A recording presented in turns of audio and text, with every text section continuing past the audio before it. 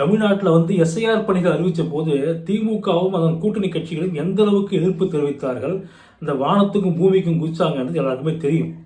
அவங்க என்ன பண்ணாங்கன்னா, சிறுபான்மையினரை வந்து ஃப்ளைட் வச்சு வெளிநாட்டுக்கு வந்து கடத்தின்னு போயிடுவாங்க, பாகிஸ்தானில் கொண்டு போய் விட்டுருவாங்க, அந்த ரேஞ்சுக்கு வந்து பேசுனாங்க.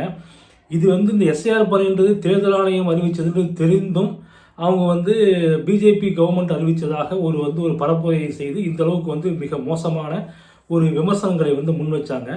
அப்போ கூட அதிமுக வந்து என்ன ஒரு நிலைப்பாடு எடுத்தது அப்படின்னு சொன்னால், வாக்காளர் பட்டியல்ன்றது வந்து தூய்மையாக இருக்கணும், அதாவது வாக்களிக்க தகுதி உள்ளவர்கள் மட்டுமே வந்து இந்த வாக்காளர் பட்டியல் இருக்கணும், அதனால் வந்து எஸ்ஐஆர் பணிகளை நாங்கள் ஆதரிக்கிறோம் சொல்லிட்டு ஆதரித்தாங்க.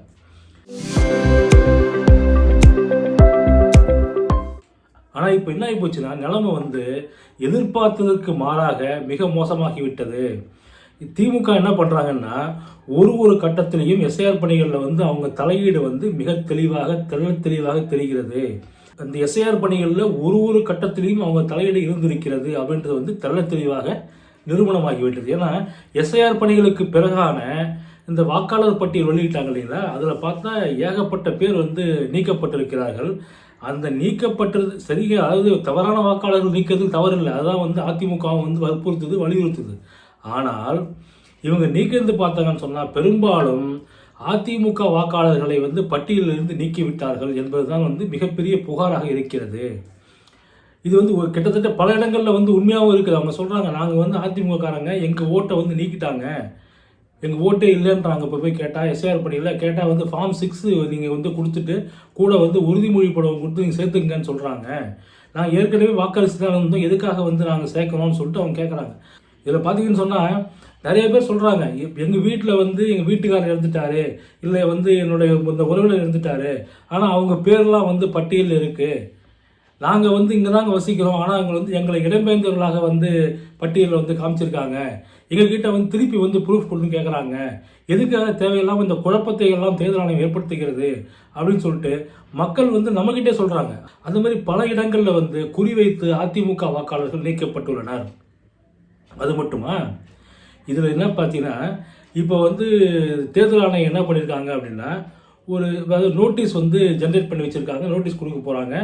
நோட்டீஸில் என்னென்னா, இப்போ ஒரு வீட்டில் வந்து ஒரு 4 பேர் 5 பேர் இருக்காங்கன்னு சொன்னால் அதில் வந்து 2 பேரை வந்து நிரந்தரமாக குடிபெயர்ந்தவர்கள்ன்ற மாதிரி காமிச்சு அவங்கள வந்து நீங்கள் வந்து உங்கள் ஐடென்டிட்டி ப்ரூஃப் வந்து மீண்டும் கொடுங்க, 2 ப்ரூஃப் கொடுங்க அப்படின்னு சொல்லிட்டு கேட்குறாங்க. இது வந்து ஒரு மிகப்பெரிய குழப்பத்தை வந்து ஏற்படுத்தியிருக்கு. இது அத்தனைக்கும் காரணம் திமுக என்பது தான் வந்து அதாவது நம்ம மறைக்க முடியாத உண்மையாக இருக்கிறது. யாரெல்லாம் வந்து அதிமுக அனுதாபிகளோ அதிமுகவினரோ அல்லது பாஜக அதிமுக கூட்டணி கட்சியினரோ அவர்களுக்கு இந்த மாதிரி நோட்டீஸ் கொடுக்கறதுக்கோசரம் வந்து திருப்பி வந்து கேட்குறாங்க, இல்லை பெயர்களை வந்து நீக்கியிருக்காங்க. இது வந்து மிகப்பெரிய உண்மை என்ன தெரியுமா, அதில் பாஜகவுடைய செல்வாக்கு பெற்ற ஒரு ஆடிட்டர், மிகப்பெரிய செல்வாக்கு பெற்ற ஆடிட்டரு, அவரோட வீட்டில் வந்து 5 ஓட்டில் வந்து 2 பேருக்கும் 3 பேருக்கும் அந்த வாக்கு வந்து நீக்கப்பட்டிருக்கு. இதை போய் எங்கே போய் சொல்லுவீங்க நீங்கள்?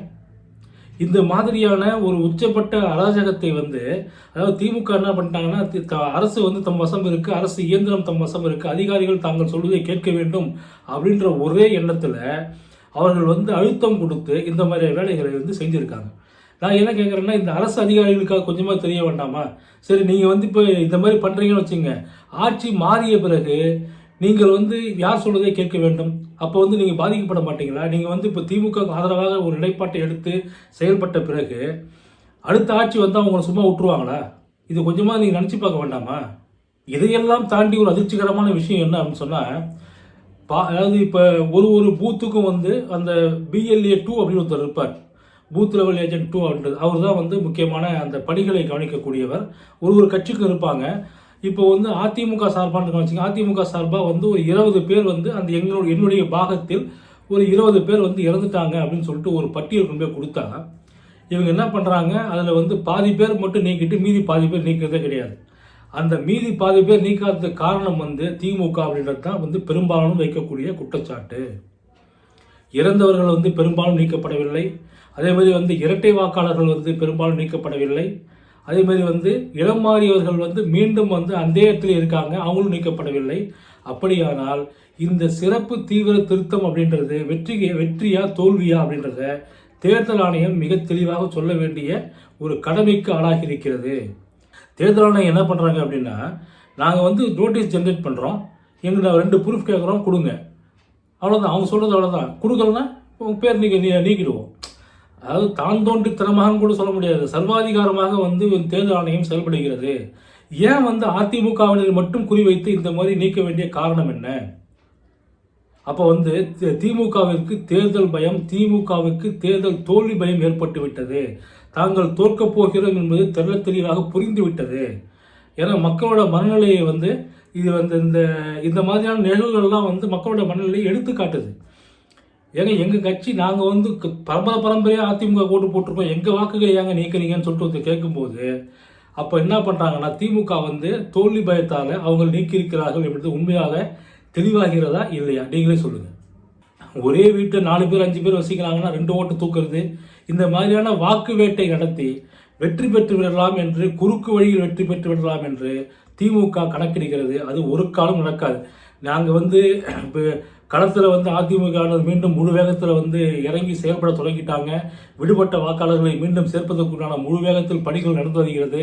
அதனால் நீங்கள் வந்து நம்ம வந்து ஓட்டு தூக்கிட்டோம், அதிமுக ஓட்டெலாம் காலி பண்ணிட்டோம், பிஜேபி ஓட்டெலாம் காலி பண்ணிட்டோம், அதனால் வந்து நமக்கு தான் வந்து சாதகமாக வந்து சூழல் மாறும் அப்படின்னு நினச்சிங்கன்னு சொன்னால் நீங்கள் ஏமாறுவீர்கள். மக்களை வந்து எல்லா நேரத்துலையும் எப்போதும் ஏமாற்றிட முடியாது. அவங்க ஏமாறுவாங்க தான் இல்லைன்னு சொல்லலை, அதுக்கோசரம் வந்து எப்பயுமே ஏமாந்துட்டு இருக்க மாட்டாங்க. திமுக வந்து தோல்வி அடைய போவது 100க்கு 200% வந்து உறுதியாக எழுதப்பட்டு விட்டது.